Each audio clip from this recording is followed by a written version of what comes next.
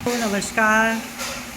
आज मैं गई मार्केट दवा लाने और मैंने देखा कि गरम गरम समोसे बन रहे हैं, तो मैंने सोचा चलो आज समोसे खाते हैं। वैसे मैं समोसे खाती नहीं हूँ, लेकिन गरम गरम बन रहा था तो मेरा बहुत मन हुआ कि नहीं नहीं समोसे खाते हैं। तो मैं 2 समोसे ले आई, एक अपने लिए और एक पिंकी के लिए। तो चलिए एक सुनाती हूँ किस्से समोसे के। और मेरे पापा शुगर फैक्ट्री में थे, चीफ इंजीनियर। और बहुत छोटा सा जगह था, शुगर फैक्ट्री थी वहाँ, और कुछ नहीं था और कुछ मिलता भी नहीं था वहाँ। तो एक छोटा सा कैंटीन होता था, उसमें कभी कभी बनते थे समोसे और कुछ स्पेशल चीज़, और सबको पता होता था कि किसको क्या पसंद है। खासकर कैंटीन वाले गणेश भैया जो मेरे थे, भैया के दोस्त थे, उनकी कैंटीन थी, तो उनको पता था किसको क्या पसंद है। मेरी मम्मी को समोसे बहुत पसंद थे, तो जब समोसे बनते थे तो उनका खबर आता था, आदमी आता था कि आंटी जी आज समोसे बन रहे हैं, ले आऊँ। तो पूछना भी नहीं है, बल्कि वो पूरा इतना बड़ा एक इन्वेलप में करके समोसे बहुत सारे, और एक दो नहीं, आज तो मैं 2 समोसे लाई हूँ, उसमें 20 समोसे आते थे, पड़ोसियों के लिए भी आते थे। तो बहुत समोसे आते थे और वो एक उत्सव हो जाता था कि समोसे हैं, चटनी है और चाय है और प्याज है, सब कटता था, सब लोग साथ में बैठते थे, किस और किस्से कहानियाँ होते थे और समोसे खाते थे, बहुत मज़ा आता था। और जलेबियाँ भी बहुत अच्छी होती थी, ये मोटी मोटी जलेबियाँ बनती थी, उसको तोड़ोगे ऐसे रस चुएगा उसमें से, लेकिन वो बहुत मज़ा आता था। आप दूध के साथ खाओ या दही मिला के खाओ, वो सब याद आता है अब। तो वहाँ पर गोपालगंज के पास एक बहुत सिद्ध मंदिर है, दुर्गा जी का, थावे। तो वहाँ से 7 किलोमीटर दूर, तो वहाँ अभी भी बहुत दूर दूर से लोग आते हैं दर्शन करने, और वहाँ की मन्नत पूरी होती है। आपको भी कभी मौका मिले तो आप ज़रूर जाना। बहुत, अब तो बहुत अच्छा बन गया है। तो वहाँ पर पिड़ुकिया बहुत अच्छा मिलता था। गुजिया होता है ना, गुजिया की तरह पिड़ुकिया होता है, छान के उसको रस में डाल देते हैं, रस्से वाला।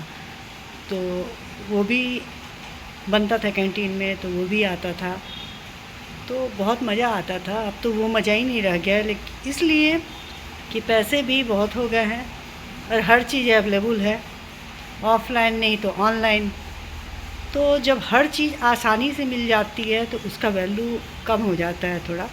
जैसे आप बच्चों से पूछोगे समोसे खाओगे, तो नहीं, जुग ज़माना बदल गया है, अब पिज़्ज़ा चाहिए, बर्गर चाहिए। मेरी पोती है, मेरी नाती है, उन लोगों को पिज़्ज़ा चाहिए, बर्गर चाहिए, सैंडविच चाहिए, और हम लोग के समय में वो सब चीज़ तो था नहीं। और तब भी मेरा बेटा था छोटा सा बहुत, उसको नखड़ा था, तो वो रहता था, हम लोग रहते थे पटना में, उसके दादा रहते, सब लोग थे, इकलौता पोता था, तो बड़ी नाज था उसका। तो वो जब गोपालगंज आता था तो कहते थे कि गंदा जगह है, यहाँ कुछ नहीं मिलता है। वहाँ केक भी नहीं मिलता था, यहाँ केक भी नहीं मिलता है और कुछ नहीं मिलता है, यहाँ होटल भी नहीं है खाने के लिए, मम्मा माँ चलो यहाँ से। मेरी मम्मी बहुत दुखी हो जाती थी। तो एक बार उसका बर्थडे पड़ गया, वो रोने लगा बहुत, केक केक केक मिला ही नहीं। तो मेरी मम्मी ने सूजी का केक बना के उसको पूरे अच्छे से सजाया, उनका केक कटा, लेकिन उसको पता था ये केक नहीं है। खैर अच्छे से हो गया बर्थडे, लेकिन फिर वो दोबारा बर्थडे में गया नहीं, अपने बोला मैं बर्थडे में नहीं जाऊंगा। उसको अभी भी इतना बड़ा हो गया, अब तो पापा बन गया, लेकिन अभी भी बर्थडे का उसको अपने बहुत क्रेज़ है। तो कुछ दिन बाद फिर एक बेकरी शॉप खुला, केक वेक बनने लगा सरदार जी का। अब तो गोपालगंज बहुत बड़ा शहर बन गया है। लेकिन हम लोग को याद आती है, छोटा सा एकदम स्टेशन था, और जब हम लोग उतरते थे ना शादी के बाद, तो एक एक खुशबू आती थी बहुत अच्छी। बेटियों को ना मायका बहुत प्यारा होता है, अभी भी मायका, माँ का घर जो होता है ना, वो बहुत प्यारा होता है, जाया करो। और माँ को कुछ नहीं चाहिए, पैसा रुपया कपड़ा लत्ता कुछ नहीं चाहिए, बच्चों का प्यार चाहिए बस। बच्चों की आने की आहट से ही माँ के अंदर बहुत स्फूर्ति आ जाती है, जैसे मेरी माँ के अंदर आती थी। इतना व्यंजन बनाती थी हम लोग के जाने पर कि पूछो मत। तो हम लोग जब जाते थे तो माँ एकदम परेशान, क्या बनाए क्या नहीं बनाए। खैर मम्मी ठीक थी, मेरे पापा जॉब में थे उस समय, और पापा कभी समोसे ला रहे हैं, कभी कुछ ला रहे हैं, पसंद पसंद की सब्जियां आ रही हैं, और बहुत अच्छा अच्छा खाना बन रहा है। और लोग मिलने आते थे, पहले बेटियां जब घर आती थी लोग मिलने के लिए आते थे, हम लोग भी मिलने जाते थे। तो जब मेरा बेटा जब पैदा हुआ था तो मैं वहाँ गई थी, तो बहुत जगह मिलने गई, तो उसको बहुत पैसा मिला। मैं बहुत खुश हो गई कि अरे वाह मुझे नहीं पता था इतना पैसा भी मिलता है। और बहुत सारी साड़ियाँ मिली। उस समय हम लोग सूट नहीं पहनते थे। अब वो सब चीज़ें याद आती हैं। अब छोटी छोटी खुशियाँ रह नहीं गई हैं। और मैं सब बेटियों से बोलती हूँ और बेटों से भी बोलती हूँ। मैंने कहीं पढ़ा कि जब दुखी होती हैं तो बेटियाँ मैके जाती हैं, बेटे कहाँ जाएं। अरे ठीक है, माँ तो बेटों के लिए भी है। जब दुखी हो, डिप्रेस्ड हो, मन नहीं लग रहा, आके तो देखो माँ के पास। माँ के एक स्पर्श से ही आप ठीक हो जाओगे। आओ माँ के पास। आज माँ है, कल नहीं रहेगी। और आज मेरी माँ नहीं है तो मुझे बहुत कमी खलती है, काश माँ होती। अब मैं फ्री हूँ, मैं माँ के पास जाती, माँ को लेके आती।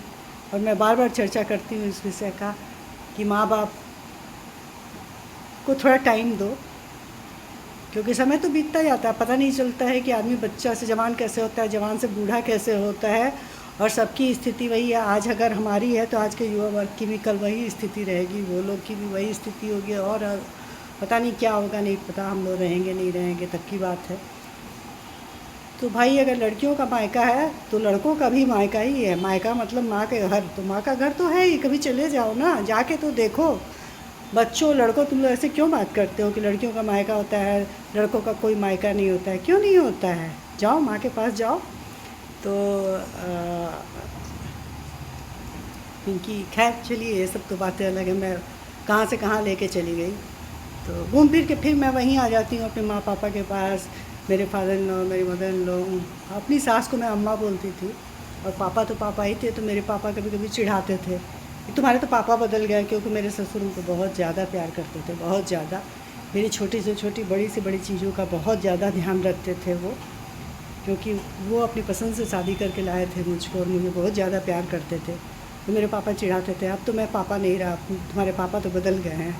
ऐसा नहीं होता है, लेकिन मैं भी अपने ससुर जी को बहुत प्यार करती थी। और तो मेरे पास तो वही किस्से कहानियाँ, बहुत किस्से कहानियाँ हैं। और एक दिन ना मैं आपको अपनी मम्मी का लेटर पढ़ के सुनाऊँगी, दिखाऊँगी भी, मैं झूठ नहीं बोल रही हूँ। वो इतना अच्छा लेटर लिखती थी ना, लगता था कि किसी किताब के छपे हुए शब्द हैं। और अगर उसको छपवाया जाए ना तो अब रो रो के सब लोग पागल हो जाएंगे। बहुत बहुत बहुत अच्छा चिट्ठी लिखती थी वो। 3 बहनें हम लोग थे, और वो बहुत सुंदर चिट्ठी लिखती थी। अपनी बातों को बहुत अच्छे से एक्सप्लेन करती थी चिट्ठी में कि ऐसे रहो, वैसे रहो, कभी आ जाओ। अरे मेरे बेटे का नाम सोनल है, सोनल का छूट गया कपड़ा बोल के, और फिर वो रोने लगती थी। मैंने उसको सहेज के रख लिया है। तो ये सब बातें हैं ना। तो चलो, बातें तो कभी नहीं ख़त्म होगी, और लंबा हो जाएगा बहुत ज़्यादा व्लॉग। मेरे पास बहुत सारी बातें मैं आपसे शेयर करूँगी। और अगर आप कहीं से देख रहे हो और पसंद कर रहे हो मेरी बातों को, तो प्लीज़ कमेंट करो, लाइक करो, सब्सक्राइब भी करो। तो इससे एक उत्साह बढ़ता है और लगता है कि नहीं, मैं आगे काम करूं नहीं करूं। तो चलो फिर मिलते हैं। Good night, bye bye.